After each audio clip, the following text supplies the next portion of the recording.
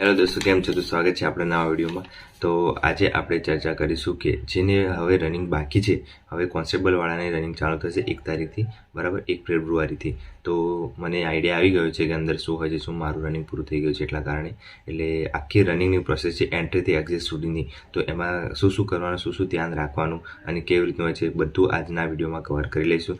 જેમાં આપણે જોઈશું કે રનિંગ ક્યારે બંધ કરી દેવું. જેમ કે રનિંગ છે તમારે આગલા દિવસે, તો કેટલા દિવસ પછી રનિંગ તમારે પ્રેક્ટિસ બંધ કરી દેવી જોઈએ. પછી જમવામાં જમવું કે નહીં જમવું, કેટલા વાગ્યે જવું જોઈએ, પછી જતાં પહેલાં શું કરવું જોઈએ, કેટલો ટાઈમ બેસાડે છે, પછી ડોક્યુમેન્ટમાં શું રાખવું જોઈએ, પછી એન્ટ્રીમાં શું કરાવે છે લોકો એન્ટ્રી જ્યારે આપણે લઈએ ત્યારે, પછી રનિંગ પછી શું કરવું જોઈએ અને શું શું ધ્યાન રાખવું જોઈએ, એના વિશે આપણે આખી ચર્ચા કરીશું, બરાબર. તો વિડીયોમાં લાસ્ટ સુધી બનાવી રહેજો તો તમને આખી માહિતી મળી રહેશે, બરાબર. તો વિડીયો ચાલુ કરીએ.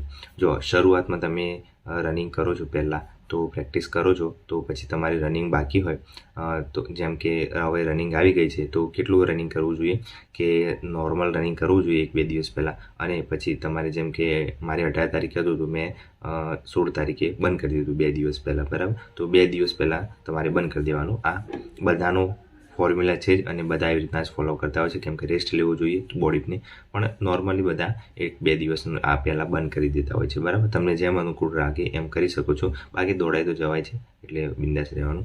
પછી શું કરવું જોઈએ કે તમારે 18 તારીખે છે ને તો એના દૂર હોય તમારે તો આગલા દિવસે જતું રહેવાનું. આગલા દિવસે જઈ અને ત્યાં રહેવાની સુવિધા હોય તો ત્યાં રહી લેવાનું, બરાબર. અને કાં તો તમારે નજીક હોય તો રાત્રે નીકળી શકો છો. મારે નજીક હતું એટલે મેં રાત્રે નીકળ્યો હતો, એટલે આરામથી ત્યાં વોકિંગ કરવા જવાય હતું, બરાબર. અને બીજું કે રાત્રે જમવું કે નહીં જમવું, એટલે મેન વસ્તુ છે કે ત્યાં સુવિધા નથી હોતી ટોયલેટની, એટલા માટે તમે રાત્રે ના જમો અને રનિંગ કરો ત્યારે ટોયલેટ આવી જાય એનો પ્રોબ્લેમ થાય. એના કારણે તમે જમવાનું થોડું સ્કીપ કરશો તો વાંધો નહીં આવે, કેમ કે એક દિવસ જમવાથી મરી ના જવાય. કેમ કે રનિંગ કરવાની છે તો જેટલું પેટ ખાલી હશે એટલો તમારો સારો બેનિફિટ રહેશે. તો મારા ખ્યાલથી તમે કેળું ખાઈ લો કાં તો દૂધ પી લો, એટલું ઇનફ છે રાત્રે, બરાબર. કશું જમો નહીં તો વાંધો નહીં આવે, બરાબર.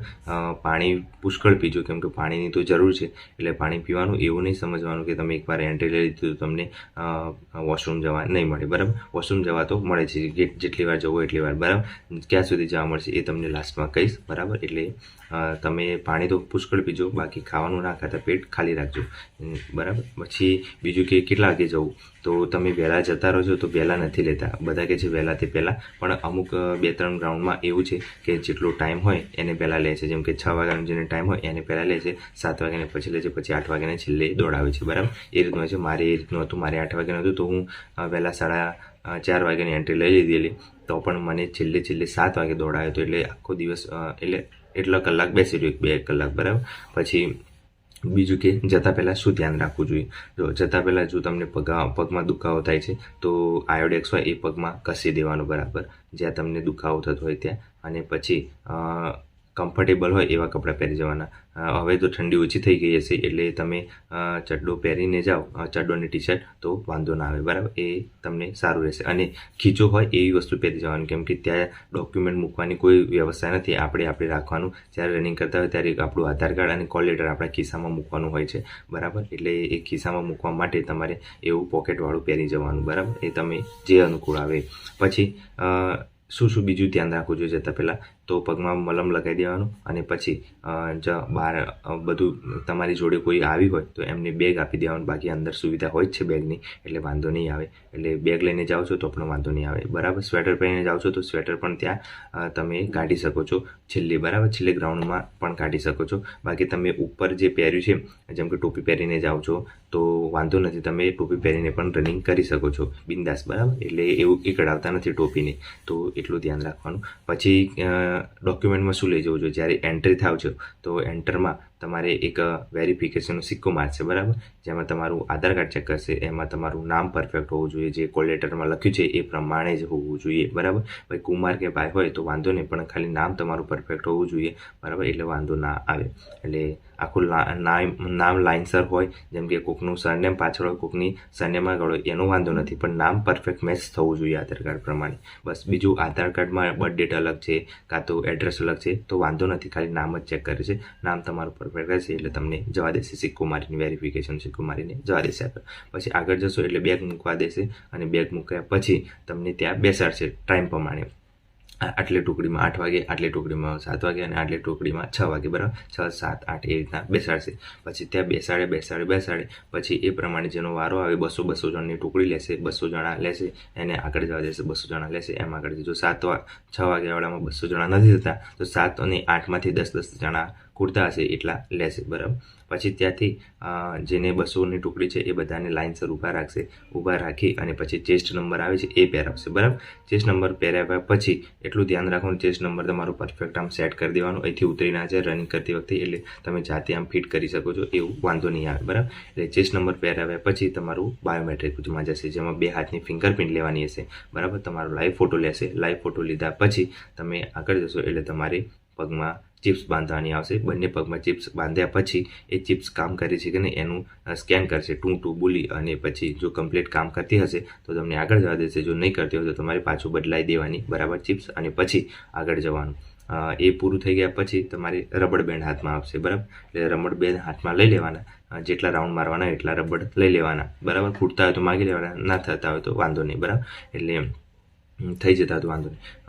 એ 12 રાઉન્ડ મારવાના તો 12 આંગળીમાં ભરાઈ દેવાના, જેમ કે 10 આંગળીમાં અને અહીંયા, બરાબર. જેને જેમ અનુકૂળ આવે, અહીંયા 3 ભરાઈ દો એકસાથે તો પણ વાંધો નથી. બાકી અલગ અલગ 10 અહીંયા ભરાઈ દેવાના અને 12 અહીંયા, એટલે 12 થઈ જાય, બરાબર. તો ત્યાં રબર બેસાડી અને ત્યાં પણ પાણી પીવાની સુવિધા છે. અને છેલ્લે તમે છેક રબર બેન્ડ સુધી જશો ત્યાં સુધી તમારે વોશરૂમ જવું હશે, કે જેમ કે પીપી કરવા જવું હશે, બરાબર. તો ત્યાં સુવિધા છે જ, બરાબર. પાણીની પણ સુવિધા છે, એટલે બિંદાસ રહેવાનું છે ક્લાસ સુધી, બરાબર. પછી ત્યાં તમે એકદમ માઇન્ડ ફ્રેશ રાખી અને બેસવાનું.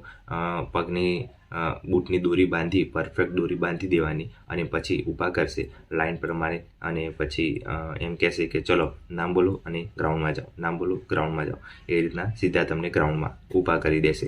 પછી એક્ઝેક્ટ જે સેન્સરની પટ્ટી છે, બરાબર, એ સેન્સરની પટ્ટીમાં તમારે ઊભું રહેવાનું થશે. એ સેન્સરની પટ્ટીથી થોડુંક આગળ, એટલે 100 મીટર પણ નહીં, 50 મીટરની આસપાસ ઊભું રહેવાનું થશે 200 જણની ટુકડીમાં, બરાબર.